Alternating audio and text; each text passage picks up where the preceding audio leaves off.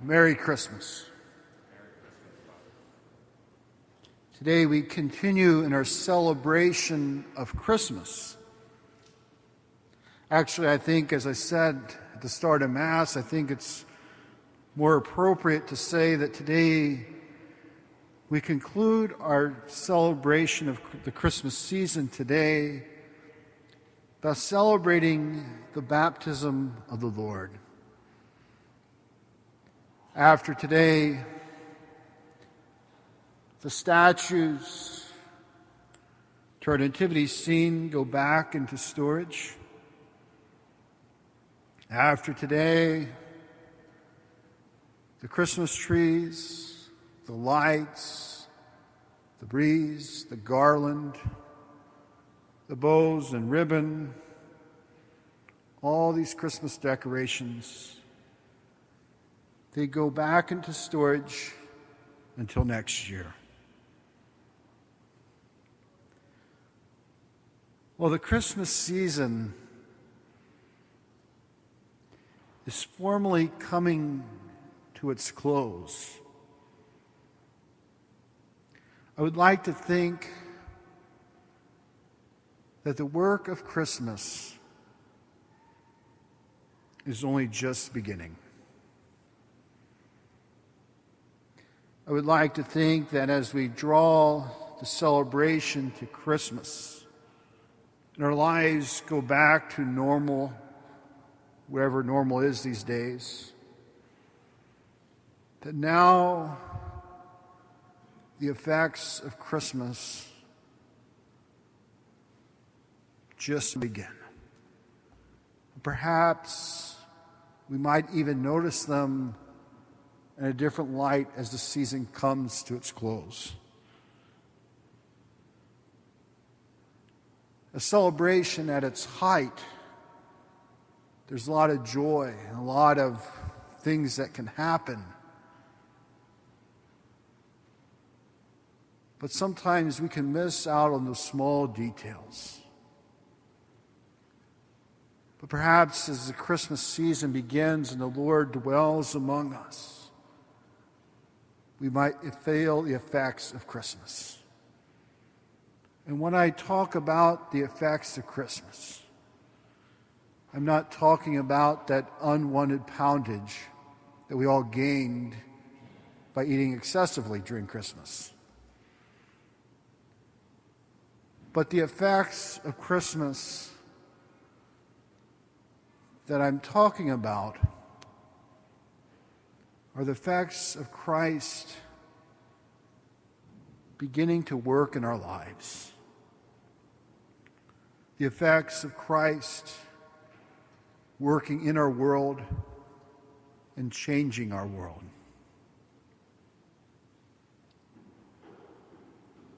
When I was ordained a priest, I celebrated my first Mass the day after my ordination. And then I celebrated a couple other Masses of Thanksgiving in various different places that I was in my journey. And after each of those Masses, there was a social gathering that followed. You know, I enjoyed the celebration, and it was special. Celebrating with people that have journeyed with me to this point in my life. It was special. I liked the celebration. At the same time, it was overwhelming at some parts, particularly when you walk into a room and everybody claps for you. Well, the celebrations were all good. At the end of it, I was tired of walking into a room and having people clap. And quite frankly, I was ready to begin my first assignment. I was ready to put aside the celebration. I was ready to dive into beginning my ministry as a priest. Today we celebrate the baptism of the Lord. And some may see baptism not as a beginning, but as an end. But Jesus' baptism was anything but an end. It was a beginning. In the scriptures we read that after Jesus was baptized, he went out into the desert. We hear he was tempted. But it's also not long after his baptism that Jesus begins his public ministry.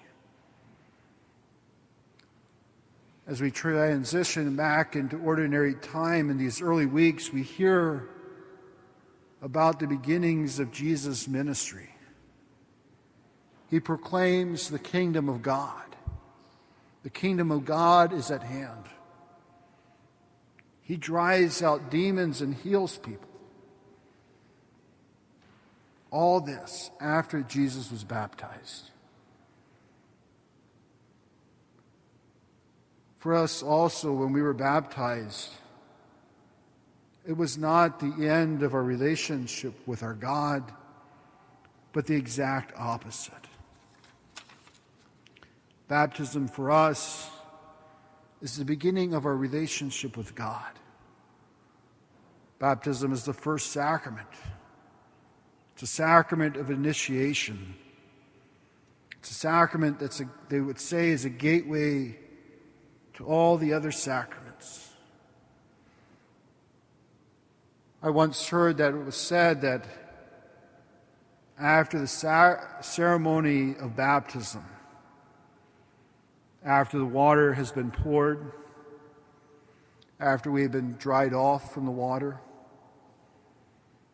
after the baptismal garment has been put on, taken off, and put into storage, after the candle has been lit, extinguished, put into its box, and put into storage, that the work of baptism has only just begun. Baptism is a once-in-a-lifetime event.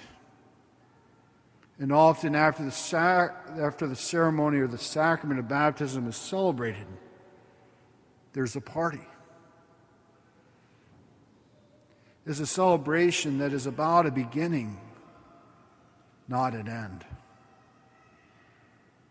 Baptism is about a way of life. It's about living a way of life that lasts a lifetime. In our scriptures today, we hear that when Jesus was baptized, that heaven was opened. The Spirit descended upon him like a dove. And a voice came from the heavens saying, "You are my beloved Son. With you I am well pleased."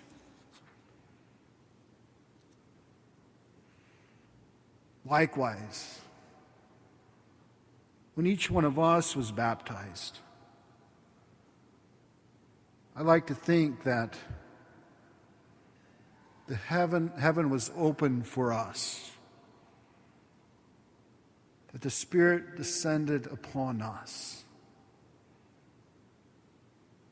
And the voice said to each one of us, "You are my beloved Son.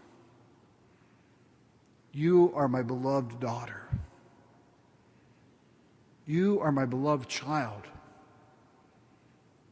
With you I am well pleased."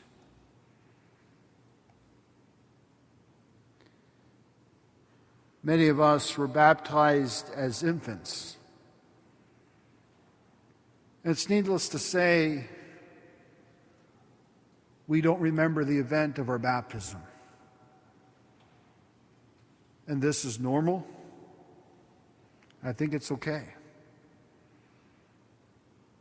Whether we remember our baptism or do not remember our baptism, I think as a detail as that is not necessarily the most important thing. The important detail from our baptism that I think we need to know and to be reminded of throughout our lives,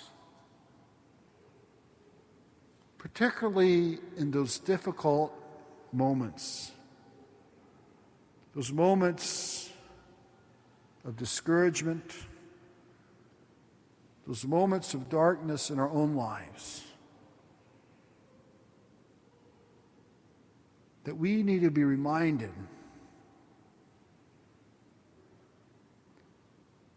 that God says to us that we are God's beloved son, God's beloved daughter, God's beloved child. And our God is well pleased with us. As we hear the voice speak to Jesus, may we also hear that voice speak to each one of our hearts this day. You are my beloved child. With you, I am well pleased.